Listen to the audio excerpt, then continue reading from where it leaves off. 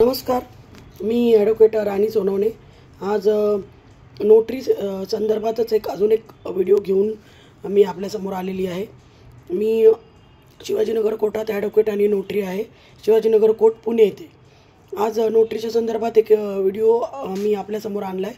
तो म्हणजे की नुकतंच आता आपण एक 6 महिन्यापूर्वी महाराष्ट्रामध्ये 14,648 नवीन नोटरींची नियुक्ती झालेली आहे आणि प्रत्येक जिल्ह्यामध्ये खूप चांगली संख्या नोटरीची नियुक्तीची आहे।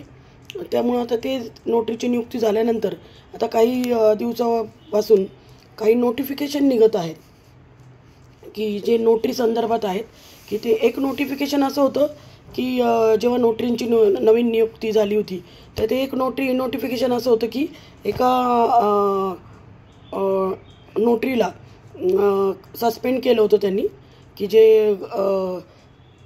एक डॉक्युमेंट करताना पक्षकार समोर नव्हता म्हणून आणि ते डॉक्युमेंट केलं होतं, त्यामुळे ते काही दिवसासाठी ते नोटरी सस्पेंड झालं होतं। ते एक नोटिफिकेशन आलं होतं। दुसरं आता एक नोटिफिकेशन आलेलं आहे की जे दुसरं एक नंतर आलं होतं की जे स्टॅम्प संदर्भात आहे, म्हणजे नोटरीचं जे गोल्ड सील आहे त्या गोल्ड सीलच्या संदर्भात आहे। तर ते नोटिफिकेशन सगळ्या नोटरीच्या ग्रुपमध्ये वगैरे आपल्याला पाहायला मिळतं किंवा तुम्ही ऑनलाईन जरी गेला तरी तुम्हाला पाहायला मिळेल। तर ते नोटरीच्या सील विषय आहे, गोल्ड सील। बघा, आता मी 2015ला नोटरी झाले आणि त्याच्या अगोदरपासून नोटरीचे जे शिक्के आहेत ते सेमच आहेत, त्याच्यामध्ये काही चेंज नाही।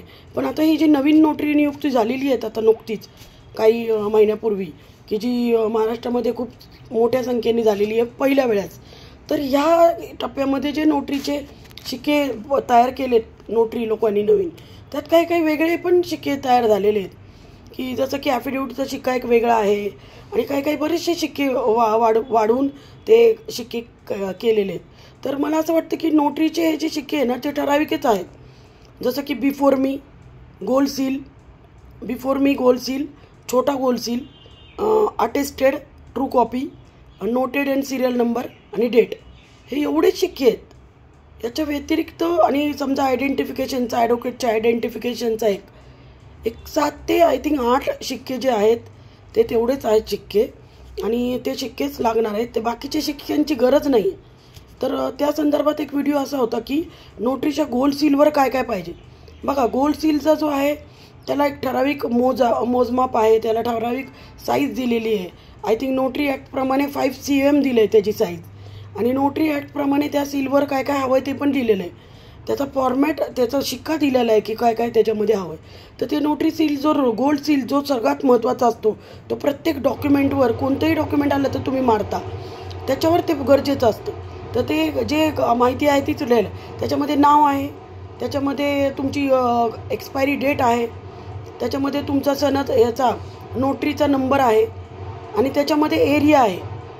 तर हे सगळं जी आहेत जी नमूद आहे तर तेच गरजेचं आहे, आणि त्या पद्धतीने ते नोटिफिकेशन होतं की तुमच्या नोटरी सीलवर काय काय पाहिजे।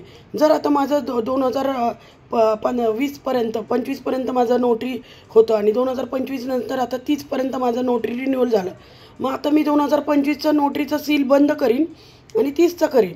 मी 25चाच वापरायचं नाही आहे, कारण त्या सीलवर मला 2030 पाहिजे, म्हणून त्या सीलवरती माहिती असणं गरजेचं आहे। आता दुसरं एक आलं आहे नोटिफिकेशन, ते म्हणजे की शिक्के व्यवस्थित मारणं गरजेचं आहे। आणि शिक्के कुठे मारायचे? बघा, एक डॉक्युमेंट आलं आहे तुमच्याकडं, 15-20 पानाचं डॉक्युमेंट आलं आहे, तर ते डॉक्युमेंटवर प्रत्येक पानावर गोल्ड सील, आणि जर ते पाठोपाठ असेल म्हणजे या पण पानावर त्या पण पानावर, मग ते तुम्ही जॉईंट शिक्का पण मारायचा, 2 पानावर जॉईंट शिक्का, आणि 2 पानावर जॉईंट शिक्का मारल्यावर मग प्रत्येक पानावर लोक मारत नाहीत, तर प्रत्येक पानावर पण शिक्का मारायचा। बरं, हा शिक्का कसा मारायचा? नुसता मारायचा नाही आहे, हा शिक्का पण मी तुम्हाला सांगितलं की त्याला खाली बेस पाहिजे व्यवस्थित, की जेणेकरून शिक्का पूर्ण व्यवस्थित उठेल। बरं, उठेल तर ते वाचायला यायला पाहिजे की नाव काय। समजा एखादं डॉक्युमेंट ऑब्जेक्शनला आलं किंवा काही प्रॉब्लेमॅटिक झालं तर ते डॉक्युमेंटवरनं कळायला पाहिजे की ते कोणत्या नोटरीचं आहे, त्या नोटरीचं नाव कळायला पाहिजे, त्या नोटरीचं रजिस्ट्रेशन नंबर कळायला पाहिजे, एक्सपायरी डेट कळायला पाहिजे, आणि म्हणून तो शिक्का व्यवस्थित क्लिअर पाहिजे। आणि तो शिक्का क्लिअर जर मारला नाही तर त्याचा काही उपयोग नाही।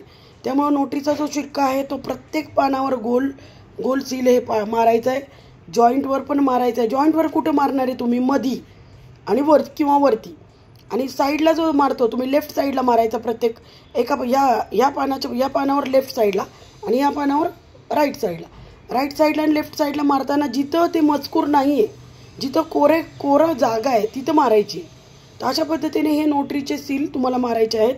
आणि नोटरी सेलनी जे वेळोवेळी जे मार्गदर्शन केलेलं आहे, जे तुम्हाला रूल्स दिलेले आहे, जे नोटिफिकेशनच्या द्वारे सांगितलेलं आहे, त्या पद्धतीने तुम्हाला सगळं ऐकायचं आहे आणि ते वर्तन करायचं आहे.